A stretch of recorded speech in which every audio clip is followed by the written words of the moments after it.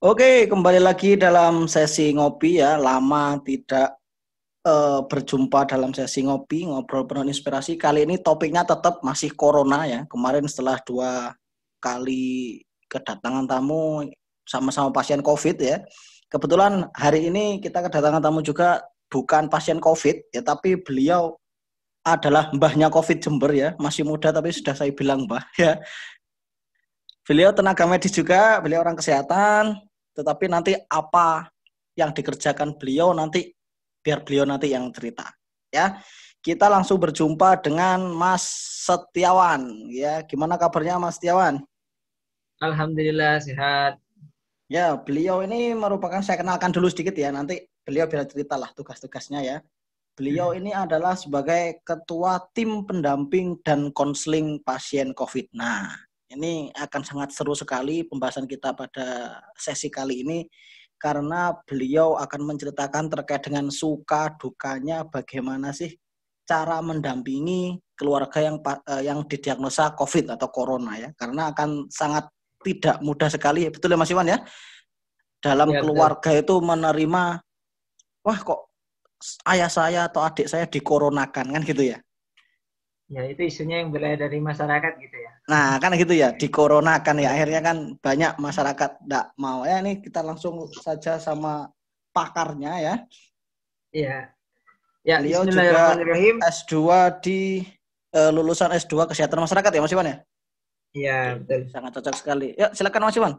Silakan Ya. menceritakan suka dan dukanya nih ya. Mulai dari awal Wah. dulu ditugaskan ya. Awal Ya. ditugaskan, kemudian mungkin mencerita kejadian-kejadian unik apa yang dirasa pasien itu unik gitu ya. Yuk. Oke. Bismillahirrahmanirrahim. Assalamualaikum warahmatullahi wabarakatuh. Salam sehat ya dan sukses untuk kita semua. Saya senang sekali yang pertama ucapkan selamat datang dan saya ucapkan terima kasih yang banyak sekali kepada Bapak Ferry di sini yang luar biasa sambil ngopi dia rupanya.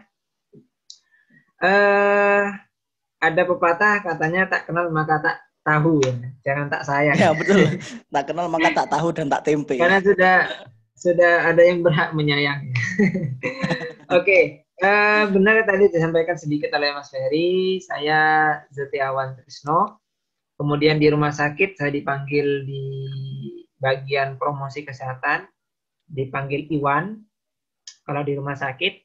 Dan alhamdulillah sejak tahun 2020 bulan Maret tanggal insya Allah kalau tidak tanggal 28 tergabung di dalam tim siaga. Kebetulan pada waktu itu saya terima SK dan bunyi SK-nya sebagai ketua pendamping dan konseling pasien di tim siaga COVID. Waktu itu tim siaga. Lambat launnya hanya berubah menjadi tim darurat ya, tim darurat COVID-19.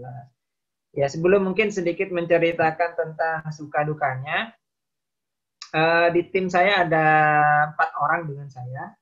Mas, Waktu sebentar, itu sebentar, sampai Mas. sekarang, Sebentar, saya potong ya, dulu Mas Iwan. Sebelum cerita suka oke. dukanya ini biar tahu tugasnya itu sebenarnya apa tugasnya. Nah, ya Sebenarnya ini. kita kan taunya perawat, dokter. Nah, ini ada ternyata ada lagi pendamping keluarga. Ya, Mas, cerita dulu. Oke, terima kasih. Ya memang ini yang mau tak ceritakan. Waktu itu ada 4 orang di tim saya, termasuk dengan saya 4 itu. Waktu itu memang belum jelas apa fungsi dan tugas kita waktu itu. Akhirnya perlahan kami mencari sumber dan beberapa referensi didapat dari WHO waktu itu pedoman yang kedua itu sudah ada waktu itu. Paling banyak adalah melakukan pendampingan dan konseling secara langsung kepada pasien dan keluarga. Dalam mengutip dari konseling itu sendiri dan pendampingan otomatis di dalamnya ada beberapa unsur-unsur untuk memahamkan masyarakat, terutama keluarga. Kemudian itu secara langsung, artinya secara kepada pasien dan keluarga. Secara tidak langsung kami juga memiliki tugas menyederhanakan pemahaman COVID supaya mudah diterima oleh masyarakat sekitar, terutama keluarga di luar keluarga inti pasien. Terutama misalkan di sini tokoh masyarakat, Pak RT, Pak RW. waktu itu jelas ya, 2020 di bulan Maret April itu masih luar biasa, menjadi sosok yang begitu menakutkan COVID. Menakutkan. Sehingga Ya, benar. itu ekstra kerja kami ya. Ketika ada keluarga mengetahui salah satu anggota keluarganya harus dirawat di ruang isolasi karena beberapa kriteria khusus, akhirnya pendekatannya itu berbeda. Mungkin sebelum masuk ke sana, ada satu tanya mungkin ya, pertanyaan yang mungkin dari sana. Untuk Pak Ferry dulu aja. Pak Ferry sebenarnya mengakui enggak COVID itu ada apa enggak sih sebenarnya? Sebelum ke masyarakat. Kalau ditanya terkait dengan COVID ada atau enggak ya, saya percaya Ya. COVID itu ada ya. COVID itu ada, Mas, ya. Tapi kalau masalah ketakutan saya enggak takut. Itu. Oke, siap. Luar biasa ya. Nah, begini, konsepnya begini dulu. Ketika kita ditugaskan waktu itu sebagai pendamping, memang waktu itu kosong kita. Hanya dalam pikiran kita adalah menemani keluarga. Akhirnya lambat laun dengan banyak referensi, akhirnya kita menemukan yang pertama adalah tugas dari pendamping dan konseling itu adalah satu, memberikan edukasi secara komprehensif, yaitu yang susah. Secara komprehensif kepada keluarga dulu. Keluarga sebelum ya. Ke pasien, sebelum ke pasien. Ya. Kita kepada keluarga. Apa itu COVID, sistem pemeriksaan, diagnosanya seperti apa, sampai apa yang perlu dilakukan keluarga waktu itu. Ya, yang termasuk di dalamnya isolasi mandiri. Kemudian yang kedua, selain memahamkan, memberikan edukasi, kami juga memiliki tugas untuk melakukan penanganan masalah mental. Nah, ini yang susah. Mental keluarga atau mental pasien ini? Nah, mental keluarga dulu. Kalau pasien keluarga dulu ya, keluarga dulu. Nah, kenapa kok keluarga dulu pertanyaannya? Karena nanti kalau di rumah sakit kami, di Rumah Sakit Paru Jember, kami juga melayani sistem konseling. Artinya apa? Sistem konseling itu kan bukan memberikan pengetahuan, bukan, tetapi memberikan pandangan sehingga nanti keputusan terbaik itu diambil, dipilih oleh pihak klien, dalam hal ini keluarga. Sehingga apa keputusan terbaiknya itu akan hanya kita mengarahkan, memfasilitasi aja. Nah, yang ketiga yang menjadi tugas kita waktu itu adalah yang paling berat adalah memberikan pemahaman kepada pihak eksternal keluarga inti. Sehingga waktu itu dengan kondisi begitu tajamnya stigma di masyarakat, ada banyak pengalaman. Mungkin sebelum itu ya, jadi 3 itu tugasnya di pendamping dan konseling. Ini 3 hal ini bukan dianggap remeh ya. Nah, di 3-3-nya nih saya ceritakan cerita uniknya di masing-masing 3 ini. Ya. Siap. Itu yang pertama. Oke, jadi itu tupoksi kita. Jadi April itu sudah insya Allah di Rumah Sakit Paru menyediakan 4 tempat tidur untuk pelayanan probable. Kalau waktu itu adalah orang terduga waktu itu masih PDP dan seterusnya. Tapi sekarang sudah berubah probable lah, ganti yang terduga. Oke. Akhirnya lambat laun saya informasikan kepada masyarakat sekalian bahwa di tahun 2021 karena kondisi yang begitu darurat di Jawa Timur bagian timur, saya tidak menyebutkan Kabupaten Jember saja, akhirnya tepat tanggal insya Allah kalau nggak salah kemarin tanggal 18 atau 12 saya lupa Desember 2020 turun SK Gubernur tahun 2021 Rumah Sakit Paru Jember akan ditugaskan sebagai rumah sakit darurat COVID. Jadi sebagai rujukan untuk beberapa rumah sakit di wilayah Jember dan termasuk wilayah sekitarnya Tapal Kuda. Nah, ini berita baik dan juga mungkin seharusnya dengan adanya ini masyarakat berpikir kenapa seharusnya. Tentunya ini bukan hal yang mendorong masyarakat supaya giat istilahnya tenang, tetap protokol kesehatan dan itu bukan. tapi juga menyediakan fasilitas itu penting. Kenapa? Sekarang itu siapa dan kemana arah penularan itu sudah tidak bisa dibaca, tidak Tidak bisa jelas-jelas diprediksi. ya. Setelah Ya, jelas-jelas sekarang ya. bahkan dari sistem di statistika pun dengan sistem prediksi maupun arah pergerakan persebaran itu sudah tidak bisa diprediksi. Sudah kacau, sehingga Berarti kalau diukur dari apa kayak ilmu epidemiologi sudah tidak masuk belas ini sudah ya. sudah susah untuk diukur, dianalisa itu susah. Sehingga menurut saya kebijakan Gubernur Jawa Timur menunjuk Rumah Sakit Baru Jember sebagai concern untuk tahun 2021 ini tepat sekali, sehingga sistem pelayanan menjadi terpusat. Sistem menjadi terpusat dan terintegrasi. Sehingga ini yang akan nanti membantu pemerataan sistem pelayanan di Jawa Timur. Sehingga tidak semuanya nanti fokusnya di Surabaya, Rumah Sakit Sutomo maupun ke Malang, Rumah Sakit Nasional tidak. Tapi di Jember nanti ada semacam base camp untuk rumah sakit darurat penanganan COVID. Itu yang informasi untuk tahun 2021. Nah, dengan perkembangan inilah sehingga dari 4 bed itu direncanakan nanti sampai tahun 2021 Januari itu kita sudah tersedia sekitar 95 bed untuk penanganan COVID. Ya, hampir seluruh layanan yang ada di rawat inap dialihkan ke COVID ya. Iya, betul. Sekarang sudah dibangun. Sudah insya Allah 2 minggu ini sudah penyiapan. Bahkan insya Allah 1 bed itu sudah ada bertekanan negatif. Artinya sudah sesuai standar internasional. Dan pembiayaannya luar biasa. Alhamdulillah sudah, karena ini adalah kebijakan gubernur, ya mau tidak mau, di bawahnya akan mengikuti untuk penyiapan standar pelayanan. Terus saya akhirnya jadi berpikir gini, Mas. Ini kalau nanti 90 bed itu tahun depan full semua. Nah itu aja sudah rumah sakit rujukan. Terus mau jadi rumah sakit apa? Mau jadi rumah sakit lapangan akhirnya kan ya.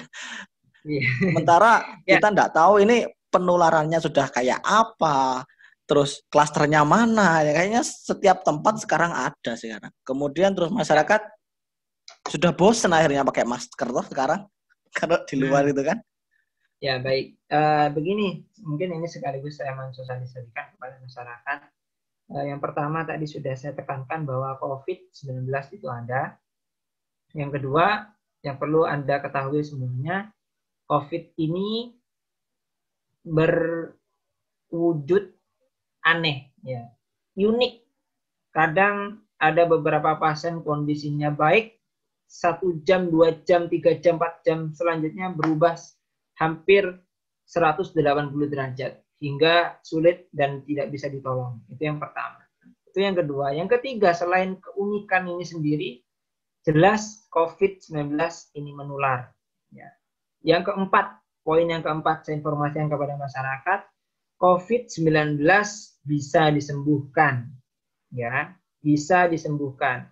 Yang terakhir, 5 poin yang terakhir ini yang sangat penting. COVID-19 bukan penyakit aib.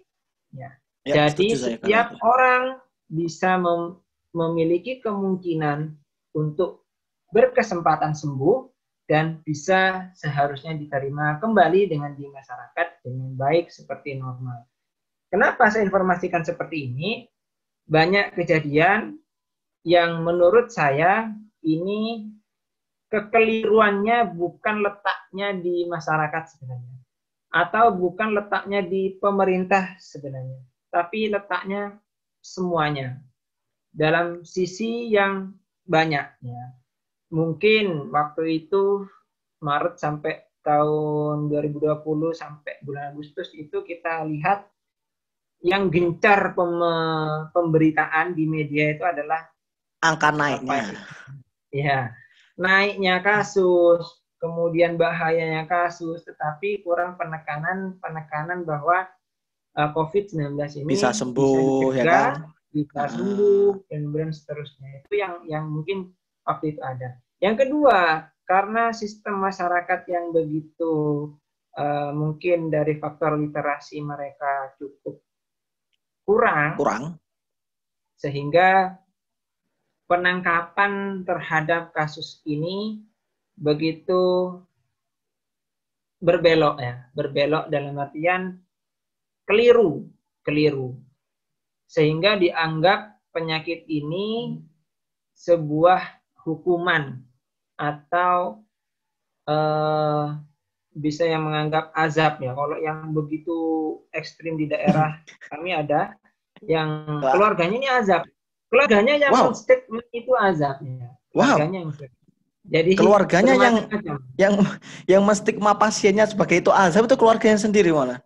Ada, jadi ada dari sisi keluarga. Sehingga hal-hal inilah yang harus ditekankan. Oke, itu 5 poin yang tadi yang disampaikan. Baik, ada beberapa cerita kalau tadi Mak Ferry menanyakan terkait dengan suka dukanya ya. Hingga detik ini dari mulai 4 bed kita sudah terhitung sampai tanggal kalau 22 Desember ini sudah terhitung 25 bed yang tersedia di layanan di Rumah Sakit Paru.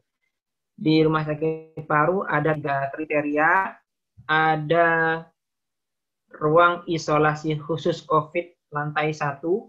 Ini yang sekarang ya? Yang sekarang apa yang rencana tahun depan ini ya? Sudah, yang sekarang sudah ada. Yang sekarang. Oke. Jadi yang berjalan ini ada ruang isolasi COVID, khusus COVID lantai 1, lantai 2, lantai 3. Nah, ini lantai 3 itu bagi pasien yang terduga maupun yang sudah tegak diagnosanya dengan keluhan ringan. Nah, kemudian untuk lantai 2 itu dengan keluhan sedang. Dan lantai 1 itu adalah yang keluhan berat. Tentunya itu ranah dari tim ahli klinisnya atau spesialis parunya dan seterusnya yang memiliki wewenang untuk mengkategorikan pasien sesuai keluhan yang ada dan dialami oleh pasien. Nah, yang unik adalah dari sistem pendampingan saya berbicara, kalau RIK 1 ini berbeda sangat dengan RIK 2 atau ruang isolasi lantai 2, lantai 3. Kenapa? Kalau yang RIK 1 itu adalah kalau mungkin bahasa mudahnya intensif ya, ruang intensif khusus COVID ya. Sehingga di dalam itu satu ruangan satu pasien dan di dalamnya standby 24 jam petugas dengan menggunakan alat pelindung diri level 3 atau lengkap ya sesuai standar. Nah, sistem pendampingan di sini cukup unik ya. Kenapa? Karena kita harus standby 24 jam. 24 jam untuk siap menerima segala bentuk informasi, permintaan informasi dari pihak keluarga, atau pemberian informasi dari petugas di dalam. Sehingga itu di dalam pakai APD lengkap atau di luar ya berarti ya, Mas Iwan itu? Di luar ya? Enggak, pakai APD lengkap. Oh, sama-sama ya? Ya. Nah, ruang isolasi khusus ini di dalam, untuk lantai 1 itu ada HP khusus di dalam. Dan itu untuk membantu memfasilitasi komunikasi antara petugas yang bertugas saat itu dengan kami, tim pendamping. Nah, ketika contoh pasien kekurangan Pampers ya kita nanti akan dihubungi, Mas Iwan, ini keluarganya tolong dihubungi, pasien Pampersnya tinggal 1. Ya, saya akhirnya menuliskan kepada pihak keluarga. Ini Mas Iwan ke pasien. Ya, ini secara sederhana. Pelayanan pendamping. Jadi hanya informatif, menyampaikan informasi. Yang kedua, ketika pasien kritis. Nah, ini yang sudah mulai tingkat ini ya. Tantangannya berbeda. Tingkat kritis ini jangan dibayangkan pasien mungkin jam 2 siang, jam 3 sore, jam 7 pagi. Enggak, kebanyakan 1 malam ke atas lah ya biasanya.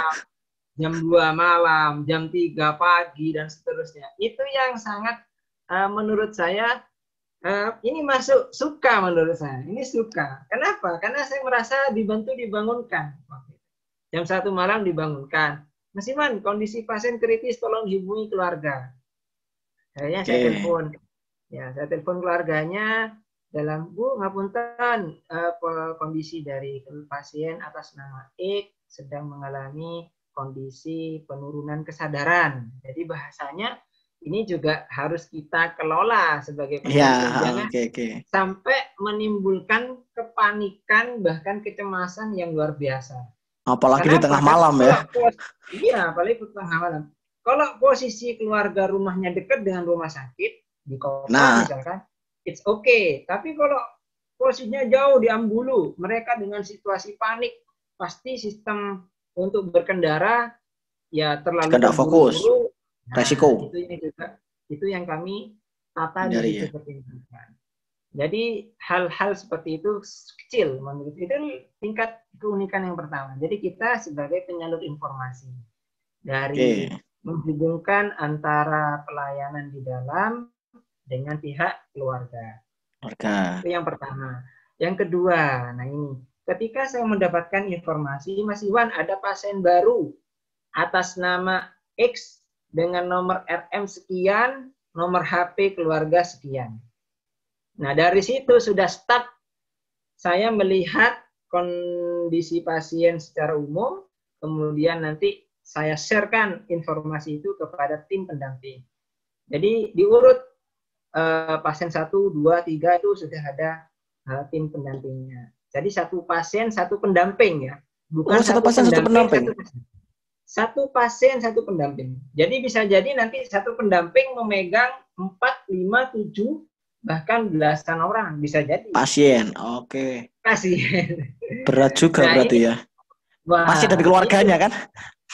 pasien dan keluarganya. Ini Nah, yang cukup unik. Jadi begini saya informasikan ke masyarakat bahwa jangan dibayangkan pelayanan COVID itu sekarang rumah sakit ada kesempatan dengan kasus seperti ini, pandemi ini, mengambil kesempatan mengcovidkan. Tidak. Jujur saya sampaikan kepada masyarakat, kami saja sebagai tim pendamping dan konseling, lelahnya begitu luar biasa. Tetapi hal ini alhamdulillah hingga saat ini tidak pernah menyurutkan kami, saya sendiri dan tim pendamping untuk setia memberikan pelayanan terbaik kepada masyarakat. Ini pada sisi pendampingnya. Bayangkan mereka yang 4 jam, 8 jam dengan APD lengkap, yang begitu sumuk, begitu panas, begitu sulit untuk bergerak, jangankan untuk memasang infus, memasang atau mengambil sebuah alat suntik aja mereka kesulitan, dan itu mereka harus fokus karena dengan kondisi yang panas, dengan dosis mereka tidak boleh sampai lebih atau kurang, itu butuh konsentrasi yang luar biasa. ya Sehingga teman-teman tingkat perawat itu ya kelelahan, biasanya ya. ya, itu tingkat kelelahannya di sana. Sehingga jangan dibayangkan oleh masyarakat, rumah sakit bersyukur dengan adanya COVID seperti tidak. Tapi kami selalu berusaha untuk kuat, memberikan kewajiban kami sesuai profesi dan sumpah yang sudah kita jalani. Itu yang pertama. Oke, lanjut lagi ke pendamping. Jadi ketika saya dapat informasi itu, saya langsung menghubungi tim untuk membagi tugas. Jika itu kebagian ada tugas saya langsung kontak. Saya kontak lewat nomor HP yang tertera di istilahnya tercantum di rekam medis itu, saya hubungi. Tantangan pertama jangan dibayangkan langsung diangkat diterima dengan baik. Ya, Ya, padahal paling dikira ini ya, dikira penipuan itu ya. Yang biasanya ya, anak saya iya, kecelakaan itu ya. nah, seperti itu. Jangan dibayangkan Oke, oleh oke. masyarakat kita langsung diterima. Tidak. Saya WA terlebih dahulu. Saya WA, nama saya Iwan. Assalamualaikum Bapak Ibu, saya Iwan. Kalau dia yang sakit istrinya, saya telepon. Assalamualaikum Pak, saya Iwan dari Rumah Sakit Paru Jember. Saya pendamping untuk Bapak X, sehingga untuk informasi lebih lanjut dan kebutuhan curhat nanti boleh melalui saya. Itu saya sampaikan. Nah, pasien datang ke rumah sakit itu, waktu masih bulan Agustus ke belakang, itu pasien datang kan dirawat, itu banyak dari pasien dari pengalaman kami itu ketika pasien meninggal dalam posisi hasil swab belum keluar, Wah, ini ini tugas pendamping untuk memahamkan betul kepada pihak keluarga. Dikoronakan kan akhirnya kan? Nah, akhirnya persepsi masyarakat adalah dikoronakan. Padahal kita melaksanakan aturan dan prosedur yang sudah sudah diatur oleh pemerintah, tentunya dengan banyak pertimbangan. Ketika pasien apapun dengan kondisi sudah masuk ruang isolasi, meninggal kondisinya, mau tidak mau adalah penata laksana pemulasaran adalah infeksius. Ya. Bulan pertama, bulan kedua, it's okay. Tantangan kami hanya memahamkan, merayu supaya mau keluarganya. Tetapi masuk di bulan ketiga waktu itu, yang kami hadapi adalah kondisi pemeriksaan swab itu masih 10-14 hari. Ya, masyarakat dengan banyaknya mungkin bisikan-bisikan media dan seterusnya atau pendapat persepsi orang ke orang, akhirnya muncul ketidakpercayaan. Sehingga cerita unik pada saat itu ini masih dalam proses pendampingan, adalah masyarakat menuntut. Bahkan ada yang sempat waktu itu ingin membuka peti. Padahal waktu itu sudah ketika kondisi kritis, saya menghubungi keluarga. Keluarga dihadirkan ke rumah sakit, kemudian kita fasilitasi APD lengkap gratis, dan semua pelayanan COVID itu di Rumah Sakit Paru insya Allah semuanya gratis. Peti matinya juga gratis. Iya, semuanya gratis. Terkecuali begini, pada bulan ketiga waktu itu, bulan Juni atau Juli ya, di Rumah Sakit Paru jujur tidak ada pemeriksaan swab menggunakan PCR maupun juga yang terpaksa kita akan kirim ke Surabaya. Nah, waktu itu sudah ada pelayanan swab mandiri di Rumah Sakit Jember Klinik. Kita inform consent dulu, persetujuan dulu, karena dengan mereka pasti berbayar, karena itu jalur mandiri. Ya, tapi itu dibolehkan. Jadi mereka dipilih, kalau mau jalur gratis, saya sampaikan kepada keluarga. Kalau mau gratis, seperti ini Bu. Kalau mau yang berbayar, seperti ini. Dan seterusnya. Ada informasi persetujuan, kalau mereka oke. Kalau mereka mau yang lebih cepat, disilahkan. Kalau mau menunggu, disilahkan. Nah, kondisi waktu itu adalah swab belum keluar, hasilnya masih berdasarkan foto torak dan kondisi umum pasien. Waktu itu kondisi pasien kan memang ketika masuk sesak dan seterusnya. Akhirnya spesialis paru kita sesuai aturan prosedur harus menggunakan prosedur pemulasaran infeksius atau COVID-19. Waktu itu sudah diizinkan keluarga masuk, mendampingi, bahkan membantu pemulasaran.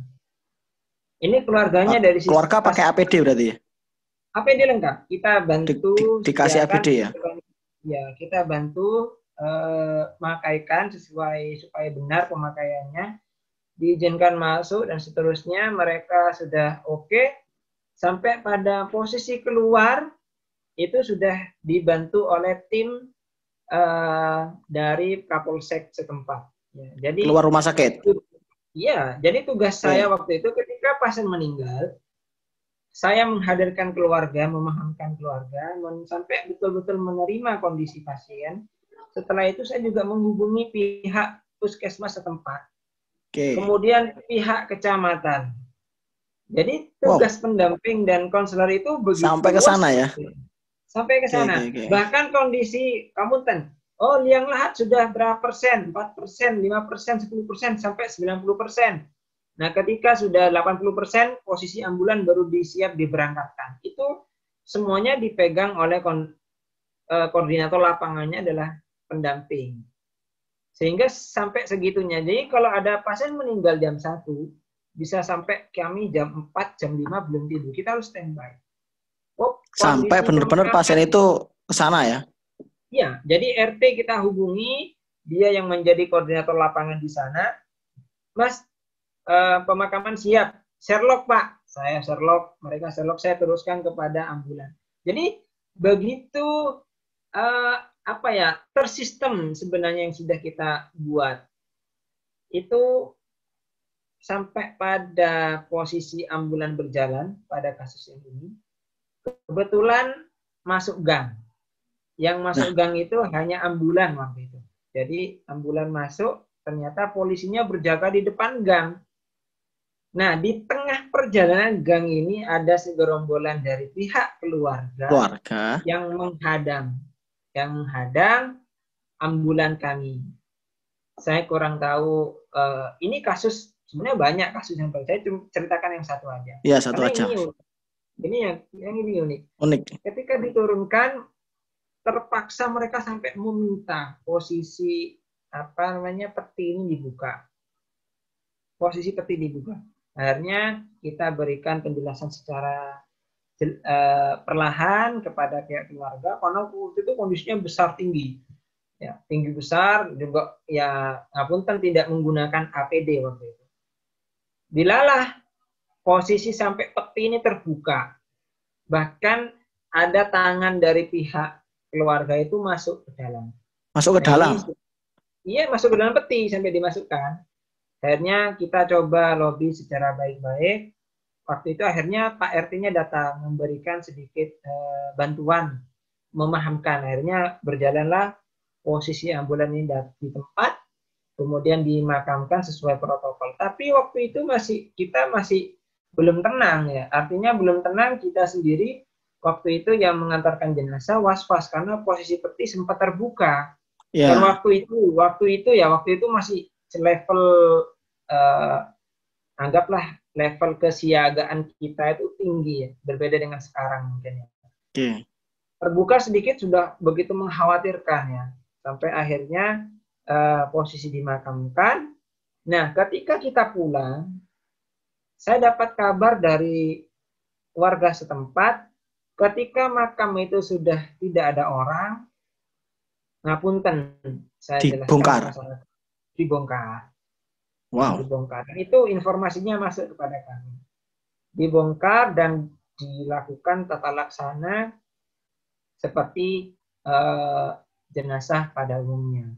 Padahal di dalam kami sudah meyakinkan kepada keluarga di Rumah Sakit Paru dan di rumah sakit lainnya, insya Allah saya sama perlakuannya bahwa di dalam itu untuk pemulasaran jenazah itu sudah melibatkan ustadz, kiai dan seterusnya. Insya Allah sudah tahu tata cara untuk pemulasaran jenazah pada kasus khusus seperti itu. Sayangnya masyarakat masih belum bisa menerima hal itu. Dampaknya adalah waktu itu 3 hari setelah proses pemakaman itu selesai, hasil swab keluar dan hasilnya positif. Ya, dan hasilnya positif. Dan itu kembali lagi menjadi tambahan tugas pendamping menginformasikan kepada pihak keluarga. Saya telepon pihak keluarganya, yang kami dapatkan bukan penerimaan dengan baik, tetapi sudah berbeda pendapat, sudah berbeda karakter sebelumnya yang awalnya sudah baik-baik dengan kami, sudah berubah dengan bentuk dari pemahaman yang berbeda. Bahkan sempat mencela, kemudian memberikan statement kepada rumah sakit bahwa rumah sakit sengaja mengcovidkan dan seterusnya. Bahkan kami menyampaikan hasil swab itu bahwa positif, itu tidak diterima. Itu tidak diterima dalam konteks bukan tidak mau ngambil kertasnya, tetapi tidak mau menerima bahwa positif. Itu seolah-olah tidak mau tahu lah ya. Ya, artinya mempositifkan. Nah, ini ya waktu itu yang sempat menjadi pekerjaan tambahan ke kita. Dan itu dari sisi pengalaman untuk pemulasaran jenazah. Akhirnya dari waktu itu, dari pelajaran itu, kasus demi kasus, akhirnya setiap pasien mau dirawat di rumah sakit paru, untuk sebelum masuk ke ruang isolasi, dimunculkan SPO baru, ada surat persetujuan bahwa kalau nanti keluarga menerima dan siap dengan apapun resikonya ketika sudah masuk di ruang isolasi. Ya, ada yang menerima, ada yang tidak. Karena apa? Ini juga sebuah strategi untuk kekuatan hukum. Sehingga nanti ketika pasien ini ada apa-apa di belakang hari, menolak dan seterusnya, kita memiliki kekuatan hukum sehingga kita bisa melawan dari sisi tata laksana prosedur. Sehingga kalau sudah tanda tangan keluarganya, tidak boleh ada lagi kepaksaan dan seterusnya, ya sudah, mereka harus menerima. Itu cukup aman waktu itu. 1 bulan, 2 bulan aman. Setelahnya terus? itu, ya, muncul kasus yang berbeda lagi. Dia menyatakan bahwa terpaksa, saya mau tanda tangan terpaksa, Pak. Kondisi sekarang kan ibu saya meninggal dan seterusnya. Nah, iya Pak, saya sampaikan itu, saya pelan-pelan. Pokoknya saya tidak mau alasan apapun, saya ingin jemput paksa ibu waktu itu. Akhirnya saya KIE, saya memberikan pemahaman yang begitu panjang sampai dia luluh, ngantuk dan seterusnya, mungkin akhirnya oke. Tidak apa-apa untuk pemulasaran COVID. Akhirnya saya kontak dari rumah sakit, keluarga sudah siap. Akhirnya ketika nyampe di rumah, izinnya keluarga, dulu halus, Mas, tolong berhentikan mobilnya di depan rumah. Tidak apa-apa, itu rumah keluarga saya yang lain. Yang di dalam itu mau mensolatkan. Oke, disolatkan. Jadi ambulan itu ada di depan rumah. Yang menyolatkan di dalam. Keluarga menyolatkan di rumah. Dalam. Di dalam. Setelahnya selesai sholat, peti itu diangkut bareng-bareng. Nah, ya memang kekeliruannya waktu itu sistem pengawalan belum begitu ketat waktu itu. Belum begitu sampai dikawal bersih sampai selesai. Itu juga kita kecolongan di sana.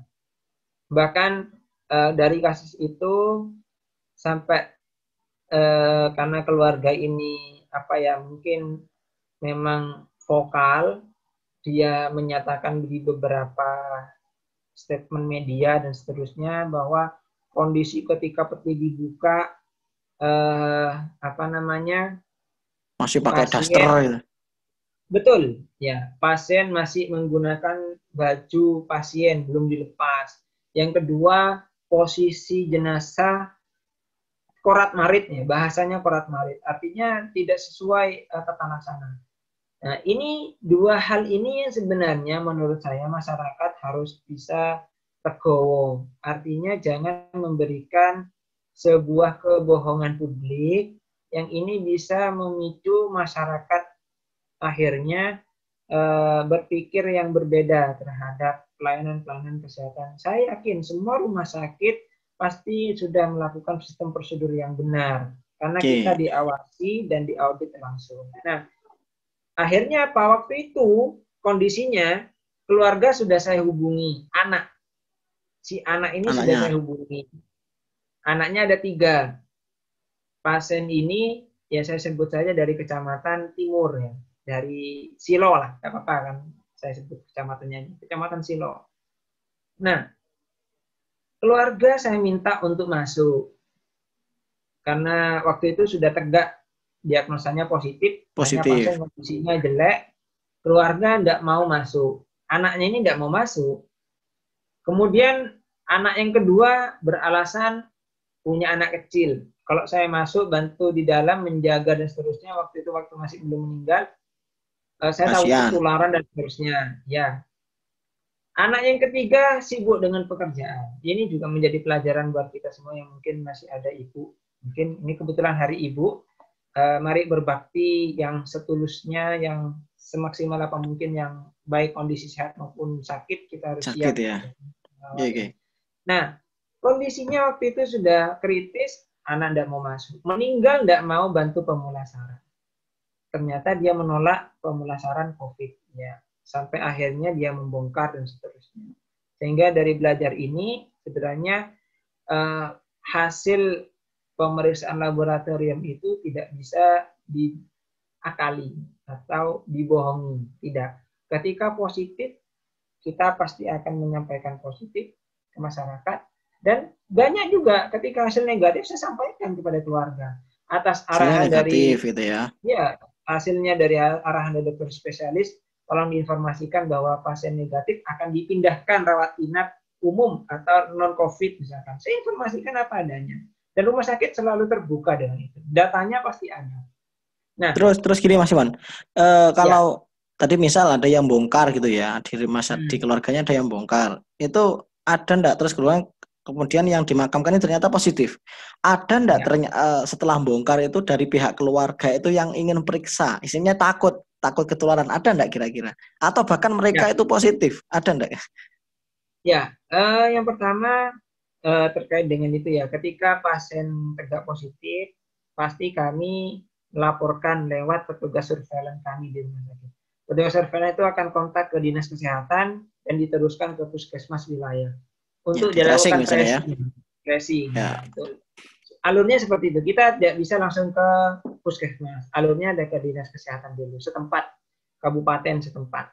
Nah, ketika tracing memang saya cerita aja, jujur aja, ada beberapa puskesmas atau kabupaten wilayah setempat, ada yang melakukan tracing, ada yang tidak. Ya, ini juga saya terbuka aja di sini, saya terbuka. Bahwa ada yang melakukan, ada yang tidak.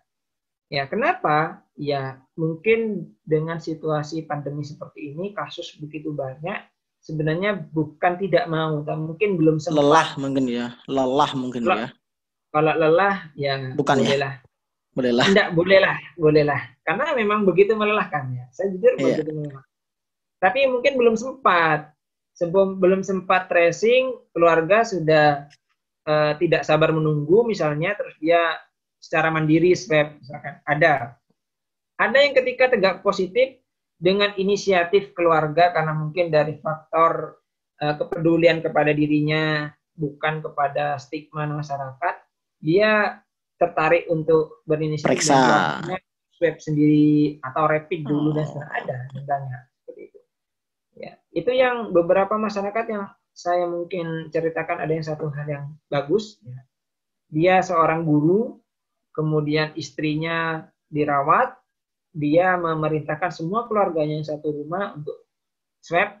Kemudian dia memilih yang swabnya positif dengan kondisi tidak ada gejala atau OTG waktu itu. Dia isolasi mandiri secara ketat, meskipun kanan kirinya itu dipalang pintu oleh warga, oleh masyarakat yang saya tidak tahu alasannya kenapa. Dan ini tata laksana yang salah menurut saya, salah paham, dan masyarakat tokoh-tokoh setempat salah memberikan intervensi kebijakan, yang menurut saya itu juga salahnya dari sisi mereka, bukan dari sisi masyarakat. Bukan menenangkan, tapi menegangkan masyarakat. Masyarakat. Ya, malah memanikkan masyarakat, itu yang kebijakan keliru. Saya jujur luruskan, karena kami sempat ada pasien kami OTG, sudah sembuh. Kita mau pulangkan ke rumahnya, RT-nya menolak. Ditolak ya? Ditolak sama RT-nya. Akhirnya kita berpikir, ini mau dipulangkan kemana sih anak ini? Sehari-hari ibunya yang udah di rumah dengan anak-anaknya, dia tidak punya bapak, disupport oleh keluarganya yang jauh, yang mengantarkan makan. Keluarga terdekat, tetangga terdekat, dan RT terdekat pun tidak ada mau yang peduli. Malah memalang pintu di samping kanan kiri rumahnya. Ini kan begitu salah menurut saya. Tidak manusiawi lah. Coba bayangkan adalah mereka sendiri yang seperti itu. Dipagar, tidak dikasih makan, tidak boleh dikeluar. Bagaimana nasib anaknya di rumah sakit, dia sendiri juga di rumah disupport makanannya begitu katakanlah terbatas. Akhirnya anak ini kita pikirkan pulangkan ke mbahnya di kecamatan yang berbeda, di desa yang berbeda. Itu pun kita lobby. Sama. yang ngapunten ya, kita kan tidak mau lancang, tidak mau lancang. Ya. Kami dulu ke RT-nya, ke camatnya, ternyata kalau RT-nya, ya kepala desanya juga sudah keberatan. Akhirnya kita ngadakan pertemuan, warga berbondong-bondong menolak waktu itu. Wow, sampai mau demo gitu ya? Iya, ini padahal pasien sudah sembuh gitu loh. Dan saya sedikit iri di beberapa daerah itu sampai mereka yang pulang dengan sembuh disambut malah dengan keluarga dan masyarakat yang sembuh. Ini malah di Jember berbeda. Gitu. Sehingga saya menyampaikan hal ini kepada masyarakat.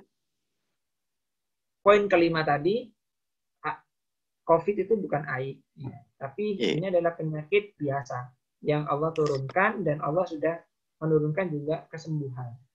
Ini juga saya mau cerita Mas, terkait dengan ini Mas. Ini kebetulan di daerah perumahan saya ini ada satu orang, sekeluarga lah. Sekeluarga sekarang beliau lagi isolasi mandiri. Kebetulan satu blok dengan saya. Beliau suaminya jauh di Jakarta. Jadi di sini hanya istrinya positif, sama tinggal sama 2 anaknya di sini. Kemudian serunya di sini adalah kami berbondong-bondong membantu dia. Jadi lewat Dama, ya, lewat ibu-ibu Dama itu lewat ibu-ibu Dama itu setiap hari dikirimi makanan, kita digilir. Pagi siapa? Ya kita dicantolkan ke pagernya itu. Kemudian sore siapa gitu. Nanti terus dan tidak ada istilah-istilah kayak gitu. Tapi ini kami di perumahan ya, tapi kurang paham kalau di daerah yang lain itu bagaimana gitu ya. Ini sebuah yang luar biasa untuk Pak Ferry ya. Ini kan kejadian kalau sekarang mungkin sudah banyak ya, karena penguatan lewat media sosial, media elektronik itu sudah banyak. Mungkin yang dulu itu yang susah masih ya, yang dulu ya masih di awal-awal kasus itu ya.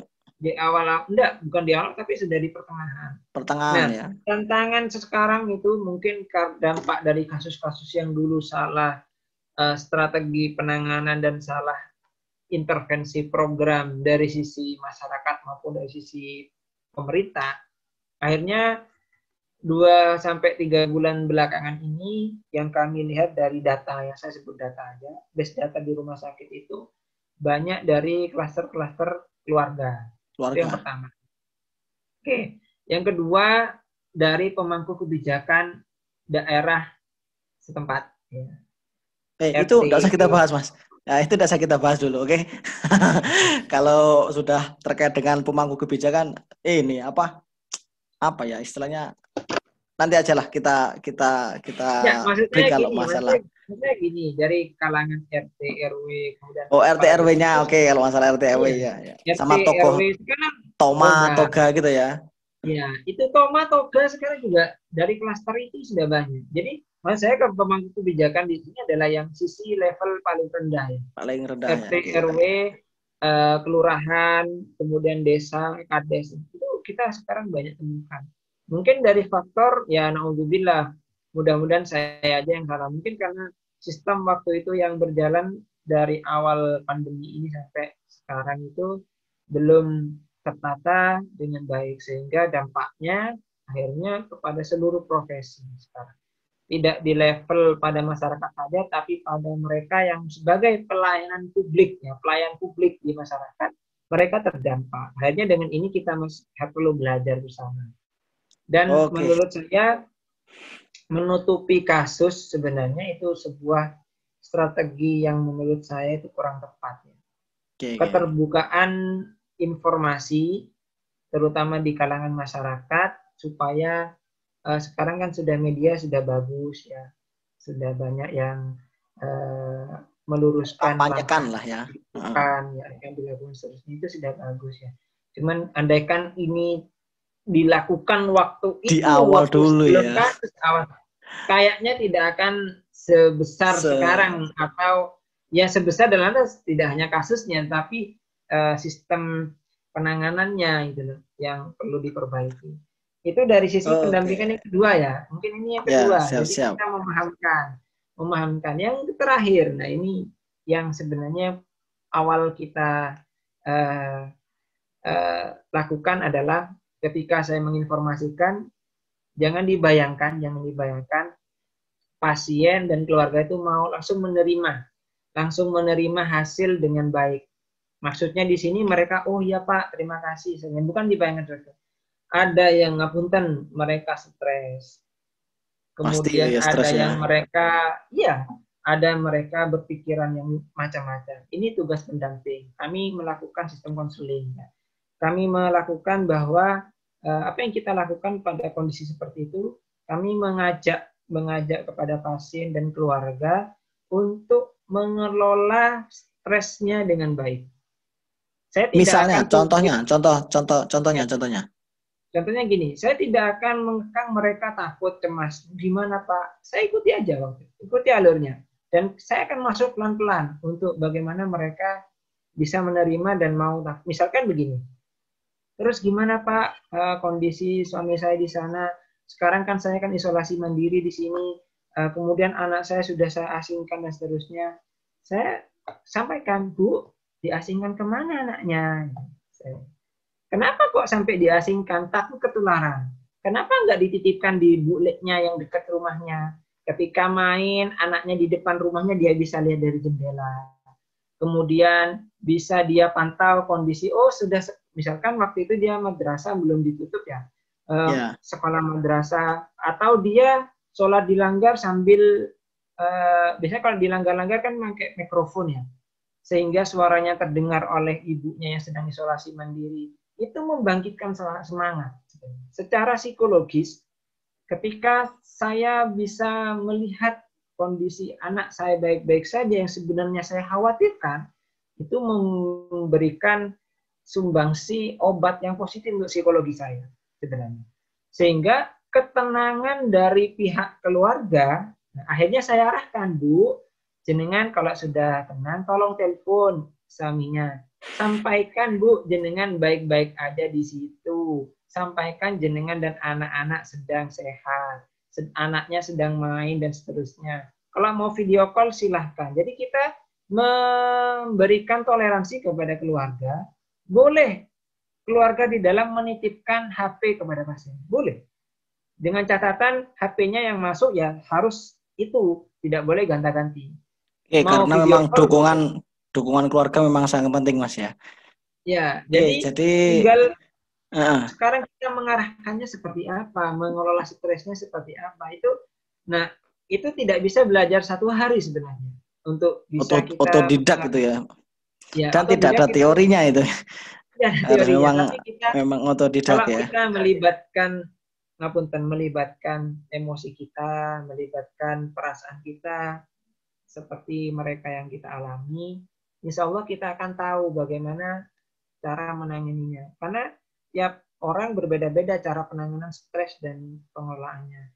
Ada yang ngapunten, Bu, misalkan secara Islami ya, Bu, ngapunten, Bapak kan sekarang kondisinya sudah positif, Ibu di rumah ada ndak di dekatnya mungkin ya anak yatim dan seterusnya. Jadi saya secara rohani saya melihat kalau dia agamis sekali, saya ingatkan juga perbanyak sholawat, Bu, perbanyak istighfar, perbanyak sedekah, karena itu yang akan nanti menolong Bapak dan panjenengan sendiri keluarga untuk dikuatkan. Nah itu harus kita bisa membaca kondisi situasi seperti itu. Jadi seperti apa karakter dari keluarga, seperti apa mereka kehidupannya, itu kita harus bisa melibatkan. Nah itu pentingnya sistem konseling kepada kita, sehingga stigma terhadap internal individu dia kepada dirinya itu tidak sampai luas, tidak sampai berat. Karena ketika ngapunten, pasti ketika salah satu dari keluarganya positif, pasti dia akan muncul secara alami terstigmatisasi oleh dirinya sendiri. Pasti. Ya. Jadi jangan keluar dulu, oleh dirinya pasti dia terstigma. Dia akan takut berinteraksi ke masyarakat, dia akan takut sendiri. Nah itu yang harus kita tangani. Oke, berarti kesimpulannya pekerjaan mendampingi pasien dan keluarga ini segitu beratnya ya. Saya jadi baru tahu ini, Mas Iwan. Terima kasih atas informasinya. Oke, Mas Iwan, saya kira kita bisa cukup sampai di sini. Nanti kita akan menyambung lagi jika ada tema yang menarik. Ini perlu juga disampaikan kepada masyarakat. Selain ada petugas medis baik itu perawat maupun dokter, ternyata ada pendamping di belakang yang notabene juga pekerjaannya sangat berat sekali ya, menyiapkan mental dan sebagainya, yang saya juga applause sekali buat Mas Iwan dan teman-teman. Sangat salut, mudah-mudahan tetap diberi kesehatan dan terus Amin, amin. keselamatan. Oke, terima kasih Mas Iwan di acara Ya, ngopi sama-sama hari Pak ini. Ferry Nanti kita sudah akan ketemu dibantu lagi untuk di acara kopi di ngopi sini. di sesi-sesi selanjutnya. Insya Allah, barakallah. Terima kasih. Oke, Assalamualaikum warahmatullahi wabarakatuh. Salam.